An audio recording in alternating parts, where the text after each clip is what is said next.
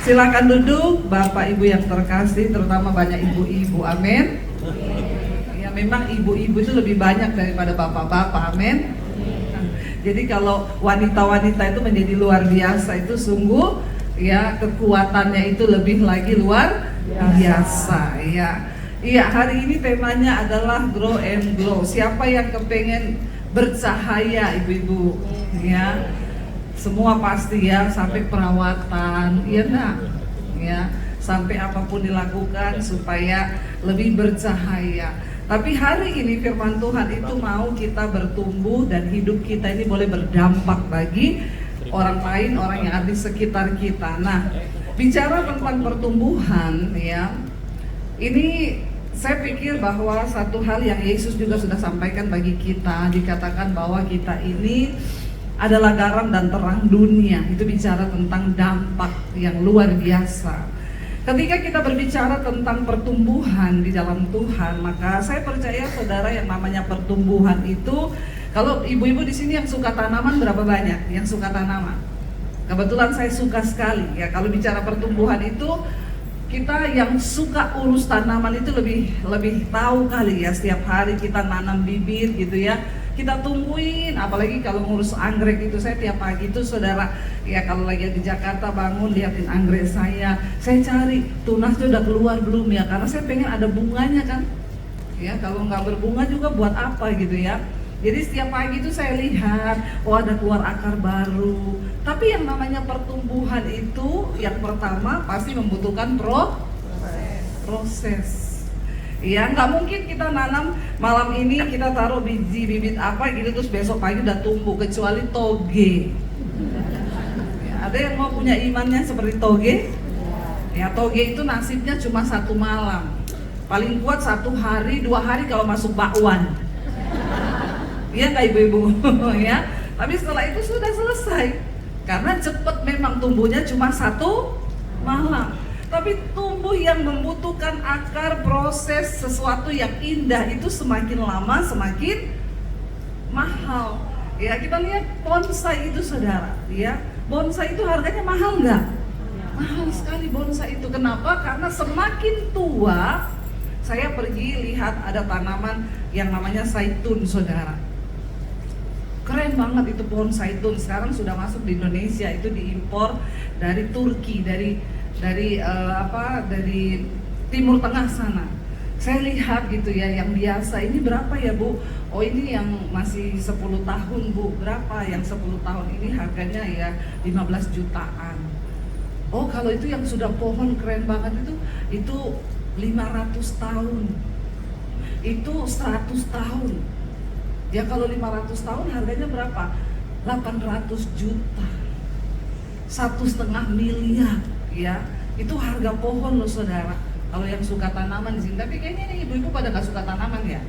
Saya ngomong ini kok biasa aja gitu ya. Saya tanya kenapa mahal sekali ya, sesuai umurnya, makin lama lihat guratannya makin indah, akarnya itu juga makin kokoh. Oh jadi ternyata saudara memang pertumbuhan itu membutuhkan proses. Ya, tapi kita orang Kristen itu memang banyak yang tidak mau di proses. Maunya instan. Ya, segala sesuatu yang instan itu tidak baik, buat kesehatan nggak bagus, buat ini semua nggak bagus. Ya, saya selalu ulang beda memang saudara. Kalau tentara sukanya makan mie instan itu juga lagunya beda sama yang tentara memang dilatih makan daging. Ya kalau yang makan daging kan lagunya dari Sabang sampai Merauke. Ini kan kita mau merdeka kan berapa hari lagi kan. Kalau yang makan mie instan dari Sabang sampai Merauke. Itu apa? Seleraku mie instan ya. Beda. Kalau kita ini mau dibentuk Tuhan, bertumbuh dalam Tuhan, maka kita harus siap untuk diproses. Tadi kita dengar dramanya bagus loh ya. Banyak kan ibu-ibu yang kepahitan di gereja terus nggak muncul.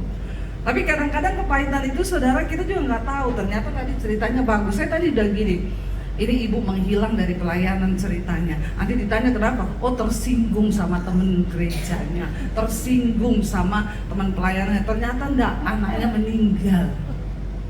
Tapi kita seringkali nggak tahu proses orang.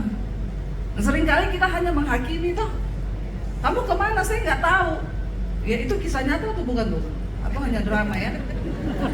Cerita ini hanya diangkat menjadi hanya sebuah drama, bukan dari kisah nyata ya. Tapi kan pada kenyataan banyak yang seperti itu nggak ibu-ibu? Kita nggak pernah tahu proses orang lain dan kita akhirnya menghakimi. Kita bilang kok dia nggak muncul ya, oh dia begini. Tapi saya percaya dari drama ini ada hikmat yang kita dapat, amin. Bahwa seringkali orang tuh punya proses masing-masing. Ketika bertumbuh, pohon itu tidak pernah bisa pilih musim yang akan datang itu musim apa. Yang dia tahu dia harus bertumbuh. Saudara, kita kalau ke luar negeri itu ya, kalau musim gugur, itu mau masuk musim dingin, salju, itu pohon saudara, semua cuma batang kering. Saya sampai tanya ya sama teman saya, ini pohon ini tinggal kering begini ya, ini masih hidup? Oh masih. Kalau ibu datang sudah mau mendekati musim semi, selesai musim salju, disitulah keindahannya bu. Pohon yang hanya batang ini mengeluarkan bunga. Jadi ternyata musim bunga itu setelah musim gugur. Karena semua tinggal batang, lalu tiba-tiba ketika ada matahari mulai bersinar, musim gugurnya sudah lewat, musim dinginnya lewat, pohon ini mulai bertunas, yang keluar pertama itu bunga saudara.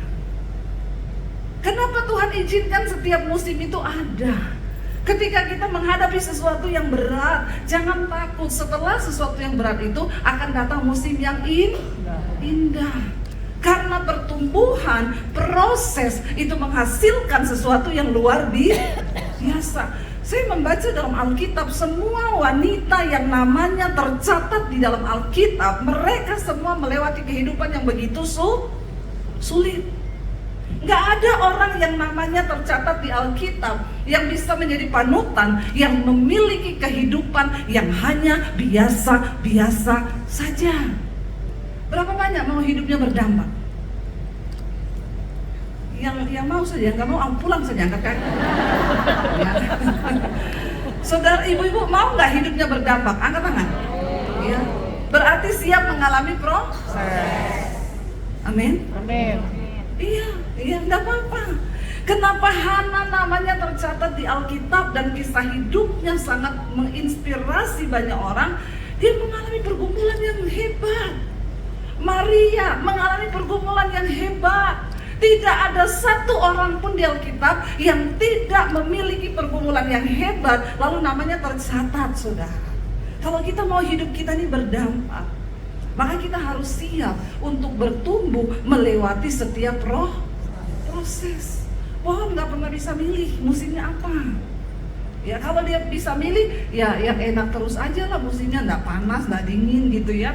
Ya sesekali ada hujan, ada air ya. Saya bicara yang di hutan ya. Kalau pohon yang dalam kita yang pelihara kita bisa atur. Tapi saudara, kalau pohon itu di luar sana, dia nggak pernah bisa memilih musim apa yang akan datang. Yang dia tahu dia harus bertahan. Nah saya tadi ya dapat gambaran kenapa Alkitab mencatat kita ini bertumbuh harus seperti pohon kurma, saudara. Mari kita lihat bersama dulu Mazmur 92 ayat 12 sampai ayat yang ke-15. Mazmur 92 ayat yang ke-12 ya, ayat yang ke-13 berarti, coba ayat yang ke-13 saudara, ya. Baca bersama di sana firman Tuhan berkata 1 2 3. Orang benar akan bertunas seperti pohon korma, akan tumbuh subur seperti pohon aras di Libanon. Mereka yang ditanam di bait Tuhan akan bertunas di pelataran Allah kita. Pada masa tua pun mereka masih berbuah, menjadi gemuk dan segar. Untuk apa? Memberitakan bahwa Tuhan itu benar, bahwa Ia gunung batuku dan tidak ada kecurangan padanya. Kenapa kita harus bertumbuh dalam hidup ini? Supaya kita bisa menceritakan kebesaran dan kemuliaan nama Tuhan. Ya, sebab tidak ada dampak kalau kita ini nggak mau bertumbuh dan diproses, saudara. Dikatakan di sana bahwa orang benar itu bertunas seperti pohon kurma. Kenapa pohon kurma digambarkan dalam Alkitab sebagai sesuatu yang disamakan dengan kita, kehidupan pertumbuhan orang percaya, orang Kristen. Saudara, pohon kurma itu kita tahu dia tumbuh di iklim yang tidak mudah. Yang pertama, kalau kita mau jadi seperti pohon kurma, maka kita harus siap menghadapi iklim yang tidak mudah. Amin, ibu-ibu. Ya, tapi sekarang banyak saudara wanita, Bu, saya mau cerai. Kenapa? Aduh, suami saya itu, Bu, wah. Ya, saya bilang dulu waktu mau nikah bermimpi untuk bahagia ya. Iya, saya bilang ibu salah. Menikah itu bukan untuk bahagia. Menikah itu bunuh diri. Lo ketawa. Kenapa saya bilang bunuh diri?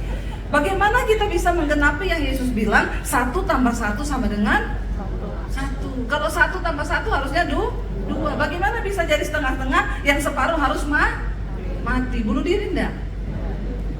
Amin. Ya, kita harus bunuh diri setengah dulu baru bisa menjadi setengah, supaya pasangan kita juga jadi setengah baru bisa jadi 1. Kalau kita menikah berpikir untuk bahagia, maka itu kesalahan terbesar. Saya konseling pranikah saudara orang. Ya, kenapa kalian menikah? Untuk berbahagia. Ya udah, enggak usah menikah. Karena kalian pasti berpisah nanti. Kenapa begitu, Bu? Jangan pernah bermimpi menikah untuk bahagia. Kenapa? Karena konsep bahagia kita dengan konsep bahagianya firman Tuhan itu beda. Amin. Konsep bahagia kita itu kalau kita dapat suami kita baik, tidak bermasalah, enggak pelit, sayang, tiap hari ngomong halo cantik. Ya tak ibu-ibu? Ya, pokoknya suami itu wah semua ya yang kita harapkan itu kayak, soalnya kita ini kebanyakan nonton drama Korea sih ya. Makanya bayangan bahagianya itu gitu. Nanti kalau ulang tahun dikasih bunga. Padahal banyak suami ulang tahun isinya lu, untung suami saya kagak. Ya itu kenyataannya. Waktu kita bermimpi menikah untuk bahagia dengan konsep bahagia kita, itu bahaya saudara. Alkitab berkata, berbahagialah kamu apabila kamu jatuh dalam berbagai-bagai, karena kamu tahu bahwa ujian terhadap imanmu itu menimbulkan ketekunan. Ketekunan itu akan memperoleh buah yang matang, yang akan memelihara kita dan tidak akan berkekurangan kalau kita mau dibentuk dan diproses. Ya, hilangin konsep bahagia kita itu. Ya, suami idaman itu apa? Yang sabar, nggak pelit, nggak cerewet, ya, penyayang, nggak lupa, nggak ada. Ini ibu, ya. Kita dibentuk Tuhan dalam rumah tangga. Banyak wanita yang nggak siap dan akhirnya memilih untuk bercerai. Kenapa? Ternyata setelah menikah suami saya itu begini, Bu. Ya memang begitu. Makanya kita harus berpikir bahwa proses ujian, kalau semua pilih cerai kan sudah selesai. Ya, tapi kan itu bukan jalan ke luar. Saya pelayanan di Kalimantan, masuk 5 jam itu dari Palangkaraya kita ke Gunung Mas. Sampai di sana saudara ada ibu bersaksi sama saya, Bu Debbie, saya mau bersaksi, saya mau berterima kasih sama ibu karena firman yang saya dengar yang ibu sampaikan. Kenapa? Saya ini sudah cerai, Bu, sama suami. Suami saya itu tukang main perempuan, ya dia narkoba, dia itu mabok, dia itu begini. Saya nggak tahan, akhirnya saya memilih untuk bercerai. Saya tahu Alkitab nggak bolehin bercerai, tapi saya sudah nggak kuat. Lalu ketika kami sudah berpisah, saya pulang ke rumah orang tua saya, kami pisah. Saya nemuin channel ibu di YouTube. Lalu saya mulai ikuti tuh, Bu. Ternyata selama ini saya juga sebagai istri banyak salah. Saya juga nggak melakukan firman. Akhirnya saya mulai masuk dalam pergumulan, saya bergumul, saya doa puasa, Tuhan ubahkan aku. Yang tadinya aku ini emosian, aku ini juga marah, sampai aku juga nggak betah dengan suami saya begini-begini. Lalu dia mulai bergumul, dia sibuk untuk membenahi dirinya. Ketika dia membenahi dirinya saudara, dia mengerti firman Tuhan, dia mulai bertumbuh nih ke arah kedewasaan Kristus.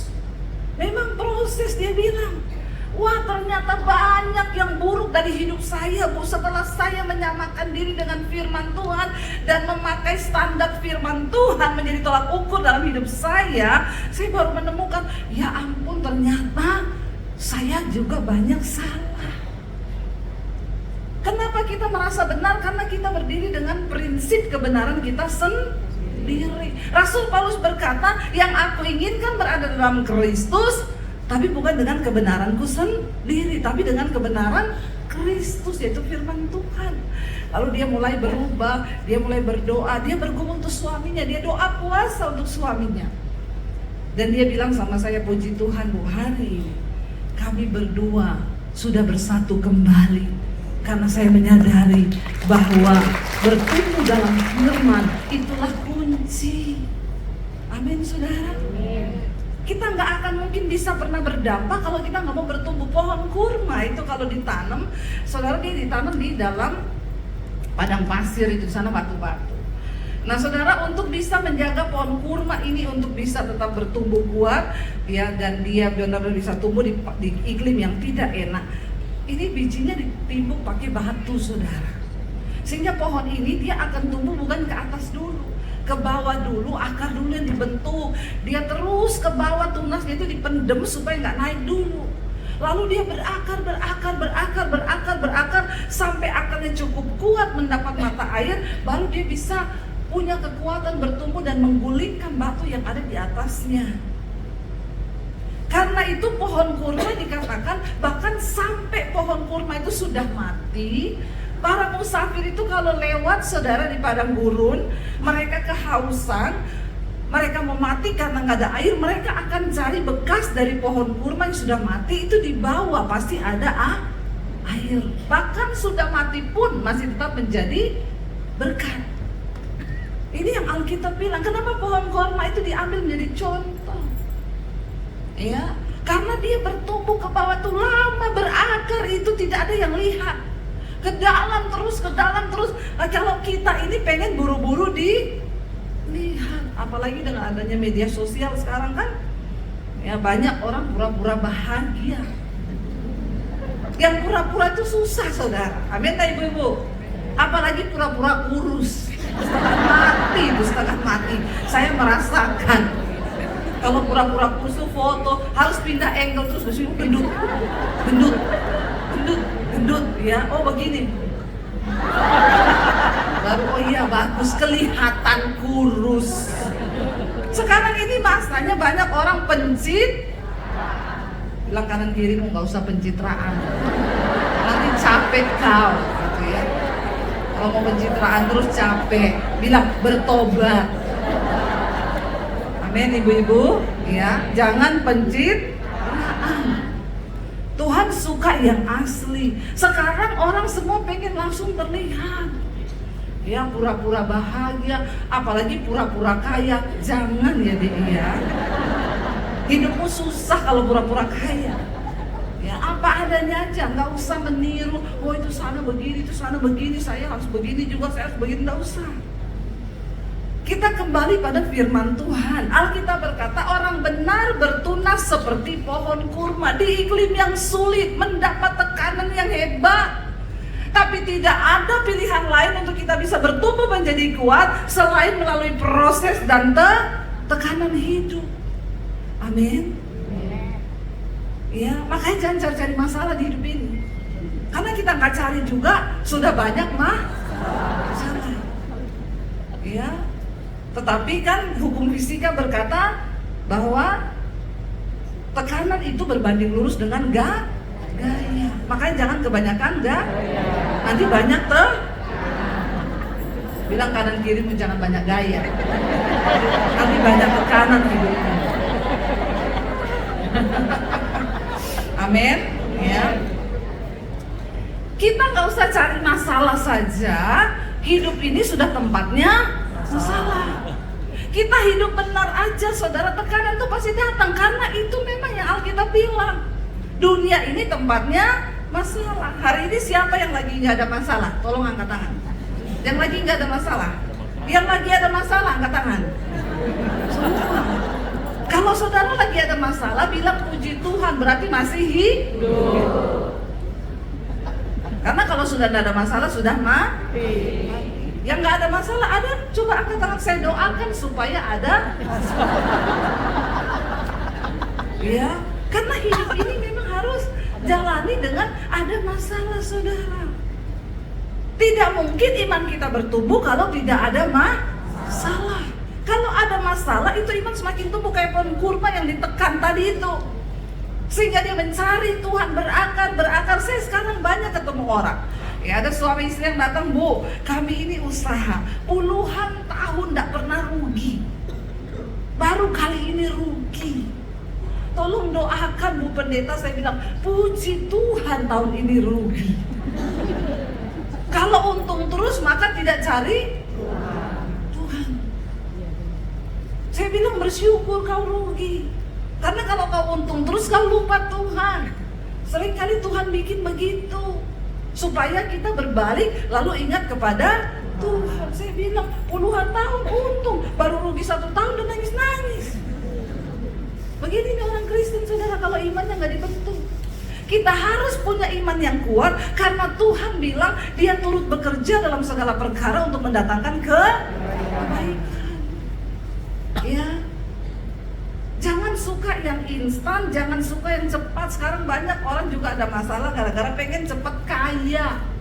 Akhirnya ikut tuh, ya, kasih duit di sana, kasih duit di sini, katanya dalam waktu 1 bulan nanti dapat sekian-sekian. Lalu datang, Bu, saya itu ada masalah gini-gini, uang saya hilang. Lah kita udah ngomong, siapa yang ingin cepat kaya pasti jatuh dalam berbagai-bagai pencobaan. Berarti kamu menggenapi firman. Satu paket memang itu. Saudara, mari kita mengerti bahwa semua yang terjadi di hidup kita itu seizin Tuhan. Dan Tuhan mau kita bertumbuh. Kenapa saya hari ini bisa punya iman yang seperti ini, saudara? Karena saya melewati hal-hal sulit. Pertama kali terima Yesus, sudah mau dibunuh sama keluarga saya. Akhirnya saya tetap bertahan, diusir dari keluarga saya. Nggak bawa apa-apa, nggak bawa ijazah. Saya diproses, cuci baju. Tadi barusan kita sama suami di jalan ngobrol. Suami saya bilang, kasihannya orang-orang itu yang kerja ya. Apalagi lihat kalau anak-anak perempuan gitu masih muda, belasan tahun udah harus cari duit, kasihan ya. Terus saya ngomong sama suami, kamu udah kasihan sama saya? Saya tuh dulu lebih kasihan loh dari itu. Saya lulus SMA, saya keluar dari rumah loh. Ya, saya cuci baju orang. Suami saya ketawa, ya kalau kamu sih kasihan banget sih. Tetapi kamu nggak pernah kasihani saya loh. Ya, itu suami itu selalu begitu loh. Kami ketawa-ketawa di mobil. Ya, saya bilang, ya tapi kenapa sampai hari ini saudara saya melihat bagaimana Tuhan ya menyertai dan kenapa iman saya itu bisa sampai hari ini tetap bertahan dalam Tuhan. Karena dari awal saya sudah menghadapi pergumulan yang berat. Jadi hari ini semua pencobaan-pencobaan itu cuma pencobaan biasa. Karena saya sudah melewati yang lebih berat. Engkau tidak akan pernah bisa mengampuni kalau kau nggak disakiti lebih dulu oleh orang terdekat. Amin, ibu-ibu. Makanya belajar pengampunan yang terbaik itu dalam keluarga kepada orang yang paling kita sayang. Itu bagian dari pelatihan Tuhan. Kalau kau belum disakiti sama orang yang paling kau sayang, kau nggak akan bisa dengan gampang dan mudah mengampuni. Saya pertama kali belajar pengampunan itu buat keluarga saya sendiri. Buat papi saya yang saya rasa dia begitu sayang sama saya. Dan itu sakit sekali ketika saya harus belajar melepaskan pengampunan di tengah keadaan yang tidak mudah. Makanya banyak orang datang, Bu, saya ini kepahitan sama mertua saya. Tetap mengampuni, karena stok pengampunan 1 hari 7 kali.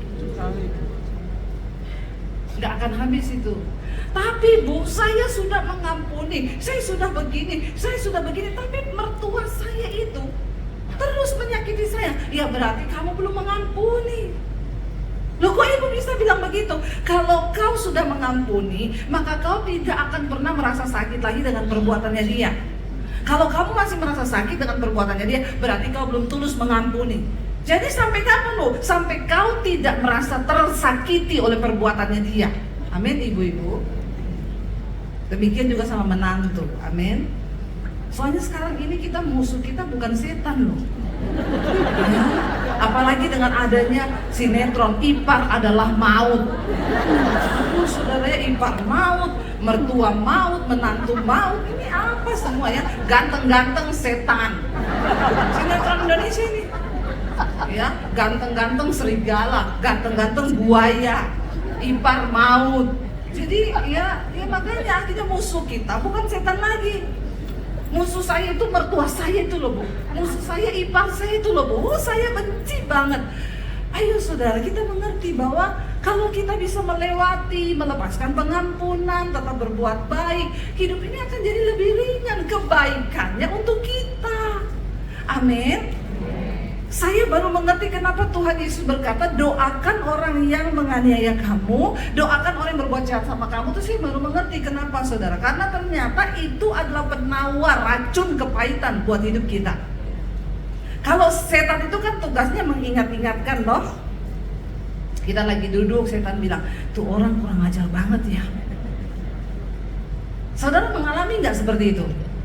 Kalau lagi jengkel orang, lagi duduk, lagi makan, tiba-tiba di otak kita iblis ngomong, itu orang memang ya kebangetan banget. Sering nggak ngalami gitu?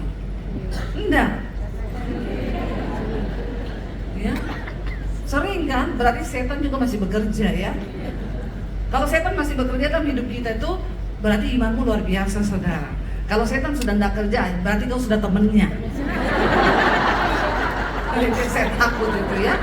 Iya, kalau setan masih menggoda kita, berarti iman kita ini masih luar biasa. Kalau udah nggak digoda setan nggak usah. Teman kita, itu menakutkan malah menakutkan. Harus bertanya itu. Ketika setan itu bayangkan mukanya dia, ingat nggak orang itu kurang ajar banget ya. Iya memang mertuamu itu. Saudara cepat-cepat di dalam nama Tuhan Yesus. Tuhan, aku mendoakan mertuaku, aku mengasihi mertuaku dalam nama Tuhan Yesus. Saudara akan lihat saudara. Kenapa? Waktu kita melepaskan pengampunan, maka racun kepahitan itu gak bisa bekerja dalam hidup kita. Tadinya ketika kita ingat satu kali jengkel, dua kali, lama-lama kita bisa mengampuni. Jadi iman itu saudara bisa bertumbuh lewat yang namanya tekanan, penderitaan, masalah. Nanti kalau sudah lulus masalah pengampunan, kita masuk lagi di masalah yang lain. Setiap aspek hidup kita ini harus diuji. Kalau sudah masalah pengampunan, masalah uang nih harus diuji juga. Nanti uang sudah. Saya itu berapa waktu yang lalu tuh ya, setelah sudah banyak itu iblis ngomong gini. Ya ada yang kamu belum lulus loh. Kamu itu belum pernah ditipu orang. Ya, belum pernah kamu uangnya dibawa lari orang. Saya tolak dalam nama Yesus. Ya, kejadian waktu itu ditipu, ya lagi bangun studio uangnya dibawa lari 300 juta. Ya, 300 juta itu banyak gak saudara? Menurut saya banyak, gak tahu kalau menurut saudara ya. Buat saya itu banyak, beli cilok lumayan kan satu lepet semakan gitu ya. Tiap hari saya bayangkan muka orang itu.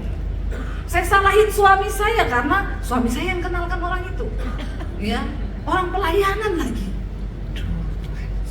Kalau ngampuni orang yang nggak tahu firman, nggak pelayanan, agama lain itu lebih gampang.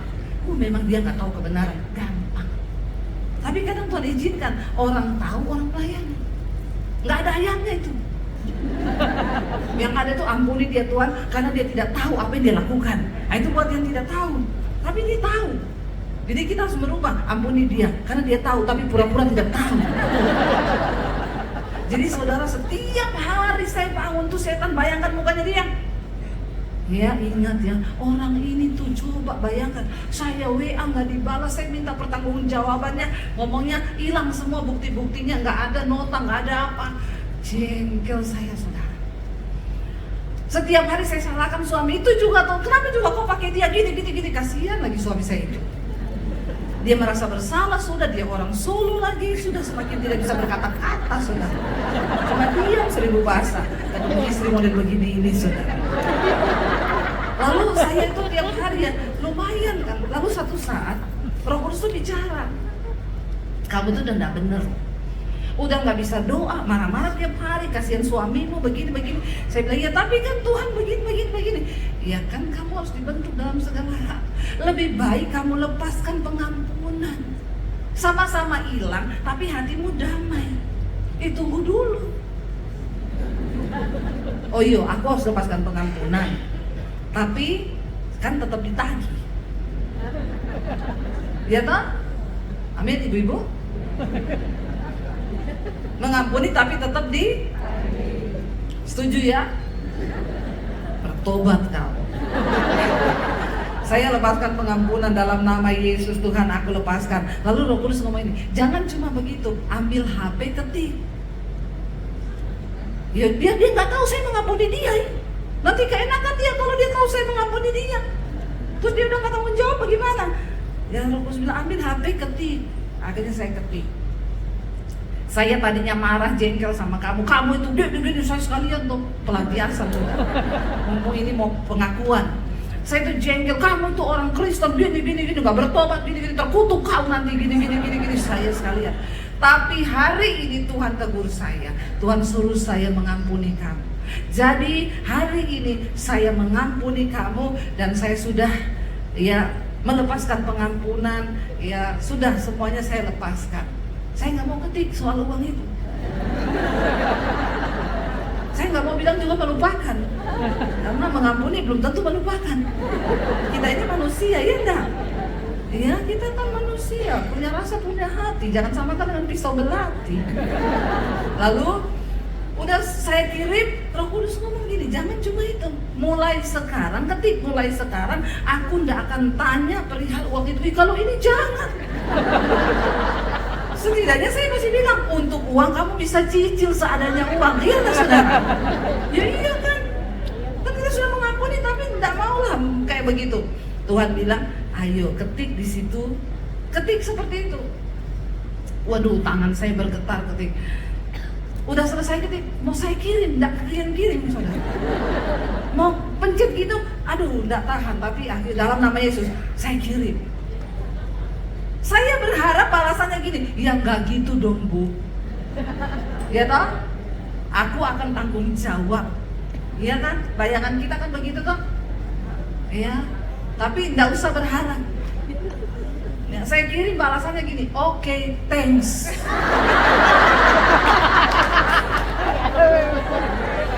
Sakit saudara. Ya benar-benar, aduh, saya bilang ada manusia begini nih, sudah mengampuni. Mau protes, sudah mengampuni. Besok bangun pagi mau ambil HP, mau tanya lagi uang, baru mau ketik lihat. Saya nggak akan tanya perihal uang itu. Tuhan, ya jangan begitu tuh Tuhan. Kau sudah ketik. Saudara, untuk mengalami pertumbuhan itu tidak mudah. Kita harus menyangkal diri, kita harus melepaskan hak, dan seringkali memang itu tidak mudah. Tapi waktu saya mau ketik nggak jadi, saya nangis sama Tuhan. Tuhan, saya oke lah Tuhan, iya aku mau Tuhan. Saya berdoa, saya sibuk membenahi diri saya. Akhirnya saya dengan suami udah deket, saya nggak salahin dia lagi. Kita bilang iya saya udah ya, kita ampuni aja ya. Toh juga nanti Tuhan ganti berkatnya nanti. Ya udah nggak usah dipikir. Tiba-tiba saudara ada orang, Bu, saya dengar ibu lagi bangun studio. Bu, itu studio ibu harus bagus gini ya. Saya bilang iya, saya nggak kenal nih orang saudara. Bukan orang Jakarta. Dan bukan Kristen lagi, ya. Ibu, saya sering dengar khotbah ibu, jadi ibu harus tetap bagus ininya, studionya apa gini. Oh iya, terima kasih. Bu, bisa nggak fotoin itu pengeluaran yang buat studio berapa? Saya bilang sama suami, belum tahu dia, kita cuma renov sih waktu itu. Ya habis 850 juta. Emang dia mau kasih kita uang segini? Nggak usah lah, saya bilang. Ini juga nggak tahu orangnya siapa. Besok dia WA lagi, Bu bisa difoto nggak? Saya nggak jawab. 3 kali, Bu tolong ya Bu, difoto aja. Suami saya bilang, dia kan cuma suruh foto aja lah. Perkara dia kasih atau tidak ya terserah. Saya foto aja saudara. Yang saya kirim ke tukang, saya foto ini loh. Oke Bu, minta nomor rekening. Dia transfer 1M saudara. Saya tuh kaget sama Tuhan. Tuhan nggak gini juga kali Tuhan. Tapi Tapi Roh Kudus bilang, kalau kamu tidak melepaskan pengampunan, nggak melepaskan hakmu, surga tidak bisa bekerja. Seringkali semua Tuhan izinkan terjadi supaya kamu bisa menceritakan perbuatan Tuhan yang besar. Amin. Kita bertunas seperti pohon kurma. Bahkan Alkitab bilang kita akan terus bertumbuh, menghasilkan buah.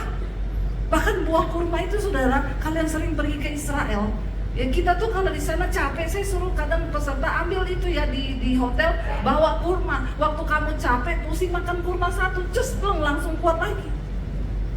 Kalau hidupmu mau dibentuk Tuhan, engkau mau bertumbuh, hidupmu akan menjadi berkat dan engkau sanggup memberi kekuatan kepada orang lain yang lemah, yang tidak berdaya, lewat kesaksian dari setiap pergumulan yang kita alami. Dan Yesus berkata kita adalah terang dunia, saudara. Bagaimana kita bisa menjadi terang?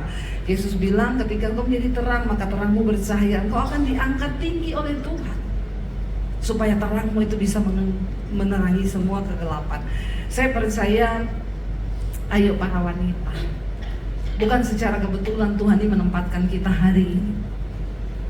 Apapun persoalanmu, jadilah pemenang dalam kehidupan. Supaya apa? Supaya kita punya cerita. Karena cerita kita ini yang akan menjadi berkat bagi orang lain ketika engkau bisa melewatinya. Dan orang akan melihat Tuhan ada di sana yang memberikan engkau kekuatan. Jangan mundur. Seberat apapun pergumulan dengan suamimu, dengan anakmu, hari ini datang di kaki Tuhan. Duduk di kaki Tuhan. Orang berakar itu tidak terlihat. Berakar ke dalam itu enggak pernah ada yang tahu. Saya diproses Tuhan. Ketika saya setelah pandemi, YouTube saya naik, orang-orang mungkin bertanya, itu Dewi Basir pendeta dari mana tiba-tiba muncul? Orang cuma tahu ketika saya muncul di YouTube, tapi nggak ada yang pernah tahu ketika saya dari tahun 95 saya terima Tuhan Yesus. Saya diproses berakar, sakit bertahun-tahun, diproses, dibentuk. Setelah pandemi baru Tuhan angkat. Ketika dia tahu hidupmu itu sudah bercahaya, kau nggak perlu sibuk angkat diri, saudara. Maka Tuhan yang tahu di mana posisimu harusnya engkau berada. Jika terangmu bercahaya, maka Tuhan angkat engkau kepada posisi di mana engkau bisa berdampak dan hidupmu bisa menjadi berkat. Amin. Bagian kita nggak usah cari tahu kapan waktunya Tuhan angkat. Bagian kita cuma, Tuhan, aku mau menjalani proses yang ada depanku. Aku mau bertumbuh dalam iman supaya aku punya cerita tentang kedahsyatan Tuhan. Saya undang imam musik maju ke depan. Ibu-ibu, saya tidak tahu sekarang persoalan apa yang sedang Anda hadapi, tapi percayalah, kenyataannya yang pertama, Tuhan turut bekerja dalam segala perkara untuk kebaikan kita. Yang kedua, setiap masalah itu ada time limitnya. Tidak akan selamanya kita menderita, nggak akan selamanya kita terpuruk, tidak akan selamanya kita dalam persoalan yang tidak pernah ada jalan keluar. Ketika sudah waktumu tiba, Tuhan melihat engkau sudah berakar, bertumbuh, maka hidupmu akan menjadi berkat. Kita naikkan pujian yang tadi, lagu firman. Mari bangkit berdiri, saudara, bersama. Percaya bahwa